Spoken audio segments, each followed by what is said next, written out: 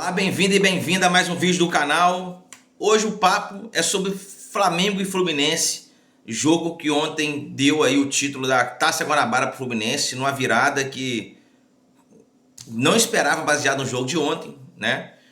Que o Flamengo jogou bem, entrou no primeiro tempo até sufocando o Fluminense, pelo menos foi isso que eu enxerguei no jogo, numa escalação um pouco improvável, né? Baseado nos últimos jogos. E depois o Fluminense virou a partida. Vamos falar disso.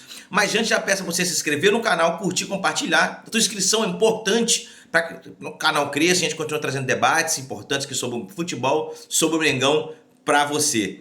Então vamos lá.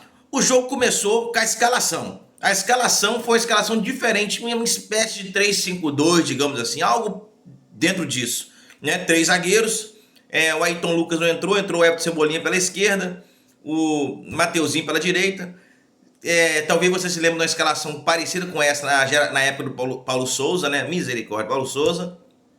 Escalação muito usada na Europa, porque na Europa o futebol é mais tático e estratégico, como se fosse uma guerra, né? O cara entra dentro de campo já pensando em tirar as qualidades do adversário para potencializar as próprias qualidades.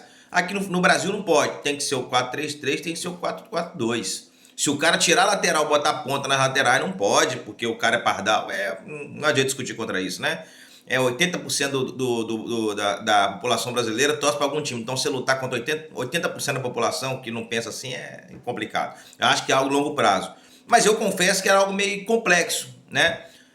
Mas eu falei, vamos ver. Tem sentido. Cebolinha pela esquerda corre, mas quem vai cobrir ele? Tinha deficiência na escalação. Mas o Flamengo sufocou o Fluminense. A verdade é essa, o Fluminense não conseguiu jogar, né, como ele esperava, e o Flamengo foi bem, fez um gol, depois fez outro com o Gabigol, porém o juiz anulou ali, falou que foi falta no Matheus França quando tomou a bola do André.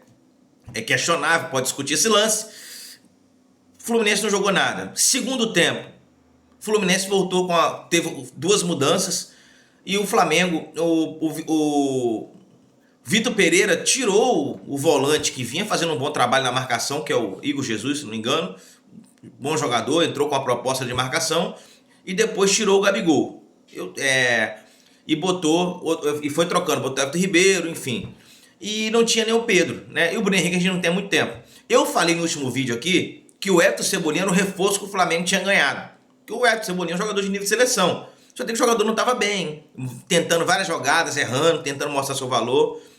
De partir para cima, essa jogada funciona. Quem conhece o Everton Cebolinha da seleção do Grêmio sabe que ele decidiu vários jogos assim, sem falar o chute de fora da área, ele faz muito bem. Então o Flamengo é um reforço. Não preciso falar muito sobre isso, que eu já tinha falado no último vídeo. Cebolinha não é uma surpresa para mim. Espero que ele continue assim, que é titular tranquilo pela esquerda. Eu particularmente eu gosto do time com 3 atacantes ou 2 atacantes com um veloz. O Pedro e o Gabigol são aspas aqui, são ótimos, mas não tem velocidade. Então e o Gabigol ninguém pode tirar do time. Esse é o tópico agora.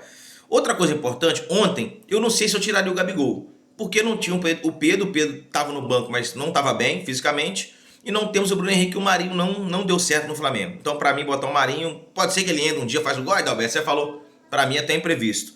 Mas aí ele fez umas mudanças que muita gente na internet fala, perdeu porque mudou, perdeu porque faz isso. A verdade é que ele acertou no primeiro tempo, muito bem, a escalação deu certo. No segundo, eu acho que ele errou nas alterações. Mas quais opções ele tinha no banco para alterar? Acho que tinha que ter trocado peça. Tirou o Igor Jesus, bota alguém para fazer aquele trabalho ali, né? Exigir isso. Aí depois o Fluminense empatou, depois o Fluminense virou, e aí o Felipe Melo entrou. Como sempre, eu fiz um vídeo aqui também falando, um vídeo curto, que o Fluminense sempre faz isso, deixa o Flamengo nervoso, gera uma briga e já era, esfria o jogo e acabou. Eu acho que falar que tem que tirar o técnico, demitir o técnico, seria até meio contraditório, baseado na minha opinião, porque eu falei que o cara foi bem no primeiro tempo, no segundo tempo parece que ele errou nas trocas. Eu acho que o Flamengo tem que ter sequência, já perdeu tudo que tinha que perder, não tem mais o que fazer, tem só o Carioca agora, perdeu o Guanabara, e tem um Carioca para ganhar, mas independente disso tem os campeonatos mais importantes. Se ele não começar a fazer muita coisa pardal, porque no Flamengo qualquer coisa é inadmissível, o time não pode perder, concordo. Não é normal o Flamengo ficar perdendo, mas o time não pode jogar mal. Se estiver ganhando, jogando mal, é demitido o técnico. Se ganhar título, é demitido o técnico. Então, eu acho que é uma derrota que deixa o torcedor machucado, chateado. Tô chateado. Fluminense, a gente não aceita perder, ainda mais com um time bilionário do Flamengo. Mas eu acho que ele também teria que avaliar Se for jogar com um atacante, esse atacante tem que ser o Pedro, não o Gabigol. O Gabigol não vem jogando nada, mas o Gabigol, ele vence sempre no longo prazo, que ele faz muitos gols e tal, mas quando ele tá mal, ele não sai. E outros jogadores, quando estão mal, ele sai. Então eu acho que o Pedro, hoje, se for jogar com um atacante, o Pedro teria que ser o titular, porque não tem o Bruno Henrique.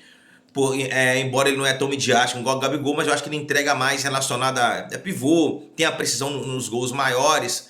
Enfim, eu acho que deveria avaliar um pouco mais, porque o Gabigol, ele aceita ir pro banco? Não tenho certeza. Ele arranjaria problema se for pro banco? Não tenho certeza se ele aceitaria. Então eu acho que é isso. O técnico tem que trabalhar e tem que mudar todo mundo. E esse time cai muito no segundo tempo. Outra questão que o Flamengo tem que olhar também. O time foi bem no primeiro tempo, no segundo não conseguiu manter. O que está acontecendo? E você, o que você achou? Você acha que ele errou na escalação do segundo tempo?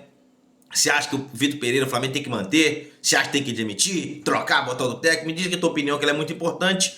Se inscreva no canal, curta, compartilha e nos vemos nos próximos vídeos. Saudações rubro-negras. Até mais.